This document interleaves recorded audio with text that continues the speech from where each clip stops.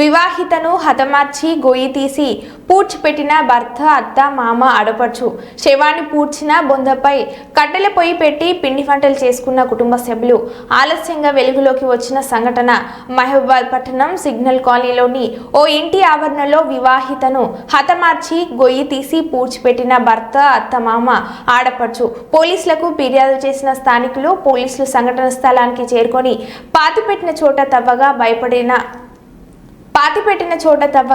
బయటపడిన మృతదేహం ఇంటికి తాళం వేసి పరారైన మృతురాలి భర్త అత్త మామ ఆడపడుచు కాటి లక్ష్మి అత్త కాటి రాములు మామ దుర్గా ఆడపడుచు భర్త మహేందర్ గోపి చనిపోయిన మహిళ నాగమణి 35 సంవత్సరాలు తనకి 2 కుమారులు. భూపతి అంజయ్ మా ఇల్లు నేను ఇక్కడ ఉంటలేను, వేరే కులవృత్తి చేయడానికి పోయినా. అయితే మా ఇంట్లో కిరాయికి మహేష్ అన్న అబ్బాయి దుర్గా అనే అమ్మాయి ఉండేది. వాళ్ళ అమ్మ లక్ష్మి ఆమె పేరు, వాళ్ళ నాయన దుర్గ వాళ్ళ నాయన పేరు రామయ్య. వాళ్ళు ఉండేది. వాళ్ళు ఇక్కడ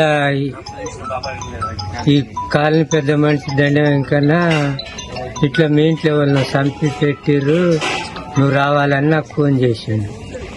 ఫోన్ చేస్తే నేను వచ్చి చూసి ఆడ కొద్దిగా తోని చూస్తే అది తేలింది.